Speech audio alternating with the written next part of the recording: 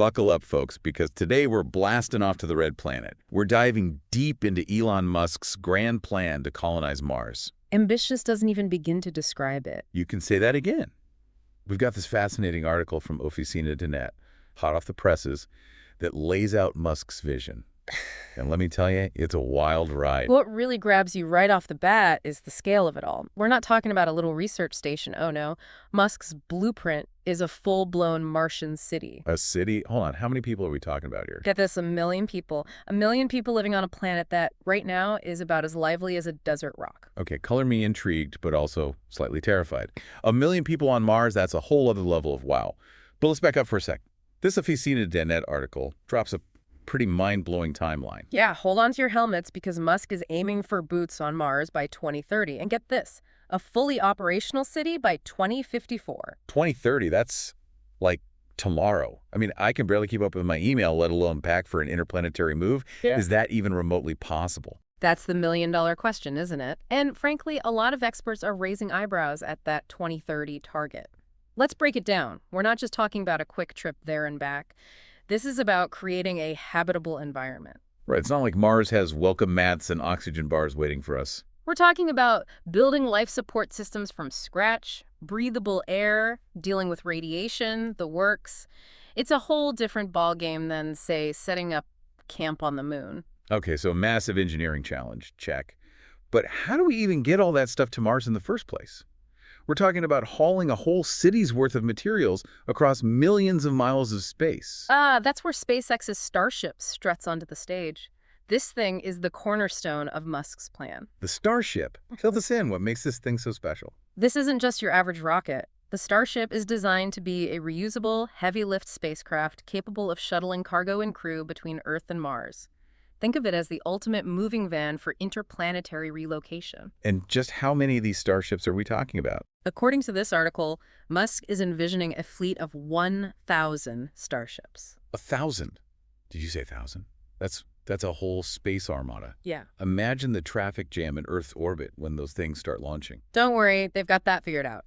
They'll be launching in fleets every 26 months, timed perfectly with the Earth-Mars transfer window. Right, because we can't just hop over to Mars whenever we feel like it. It's all about planetary alignment. So is this Starship ready to roll? Are we about to see 1,000 of these things blasting off? Not quite yet. The article mentions that the first orbital test flight for Starship is slated for 2026. 2026. So that's even before the Mars mission, right? Exactly. And get this, it's also going to play a role in the Artemis 3 lunar mission. Remember, that's the one aiming to put humans back on the moon. Uh-huh. So it's all connected. These missions are like stepping stones, building up the tech and the experience for that big leap to Mars. You got it. They're using these missions as testing grounds, paving the way for the ultimate challenge, colonizing Mars. Smart move. But let's be real, even with all this fancy tech and ambitious plans, 2030 still feels like a long shot. I mean, we're talking about unprecedented levels of innovation here. No argument there. 2030 is a tight deadline. It's going to require everything to go perfectly, which, let's face it, rarely happens in space exploration. So assuming, and that's a big assumption, that Musk manages to pull all of this off, what's the driving force behind this whole Mars obsession? Well, the article sheds some light on Musk's reasoning. And it all boils down to one thing: safeguarding humanity's future. Safeguarding humanity's future? That sounds pretty heavy. Yeah, it's a bit of a cosmic insurance policy. Musk sees Mars as a backup plan, a lifeboat, if you will, in case something catastrophic happens to Earth. Catastrophic? Like what? Are we talking alien invasion or a giant asteroid or... Well, those are possibilities, sure. But Musk is more concerned with things like climate change, pandemics, maybe even some unforeseen existential threat we haven't even thought of yet. So basically he's saying that Earth might not be a safe bet in the long run? In a nutshell, yeah. He believes that becoming a multiplanetary species is crucial for ensuring humanity's survival. Wow, that's a lot to digest.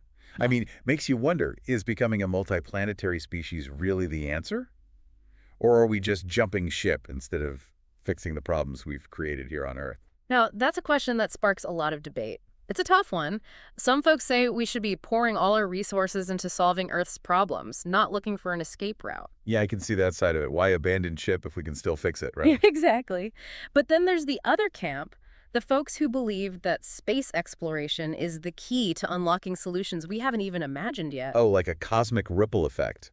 Innovations born out of necessity, like those crazy space blankets that are now used for everything. You got it.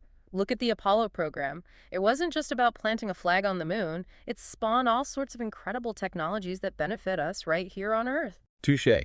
So it's not just about finding a new home. It's about expanding our knowledge, pushing our limits.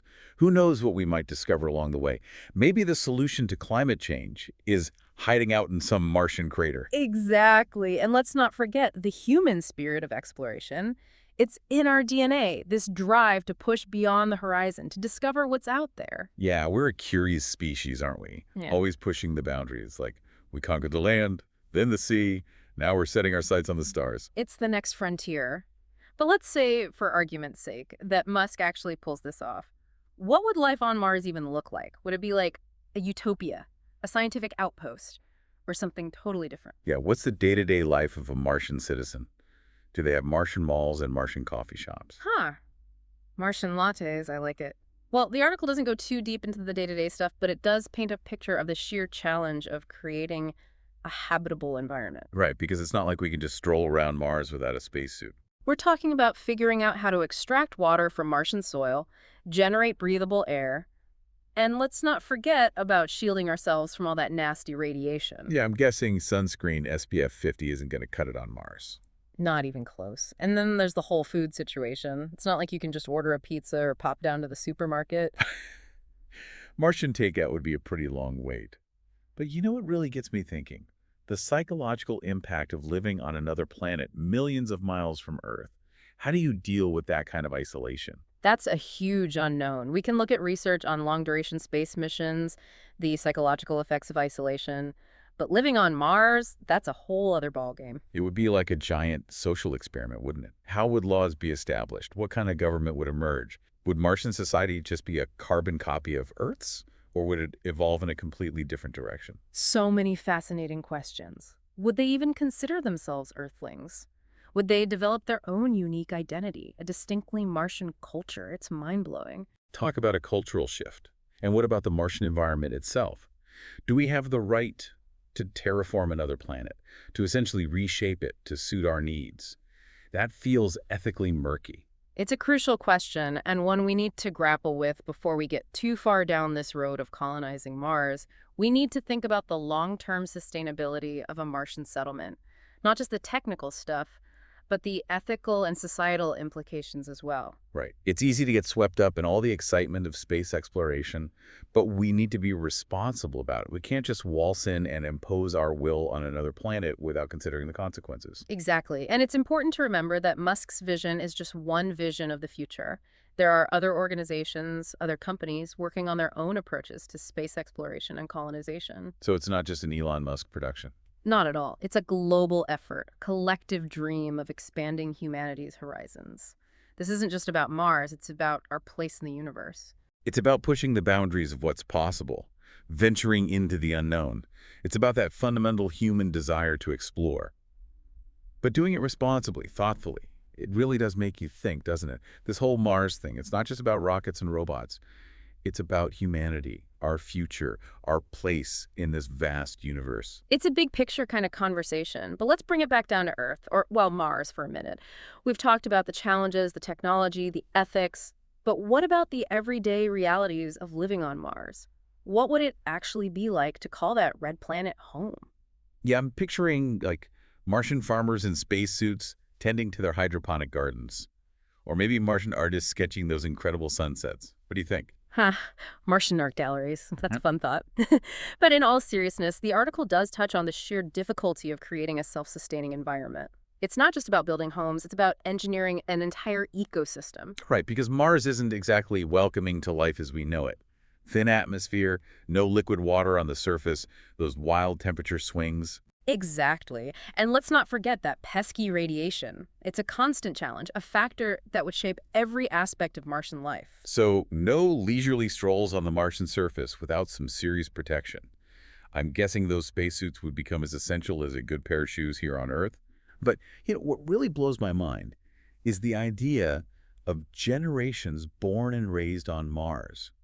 what would their lives be like? Ah, now that's where it gets really interesting. Imagine growing up under a pink sky, never having felt the wind on your skin or breathe fresh air without a filter. It would completely change your perspective, wouldn't it?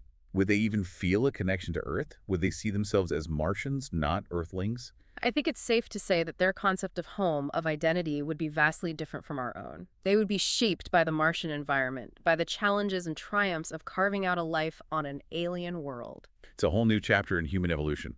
And, even if Musk's timeline proves a bit too ambitious, even if we don't see a Martian city in our lifetime, this whole endeavor is pushing us in incredible directions. Absolutely, it's driving innovation, sparking scientific breakthroughs, and it's forcing us to confront some of the biggest questions about humanity and our place in the universe. It's like we're standing on the edge of a new era, a cosmic frontier waiting to be explored.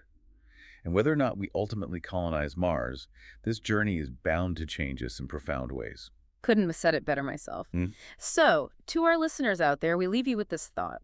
What do you envision for humanity's future among the stars? What role do you see for yourself, for our species, in this grand cosmic adventure? It's a question worth pondering as we continue to push the boundaries of what's possible and venture further into the great unknown.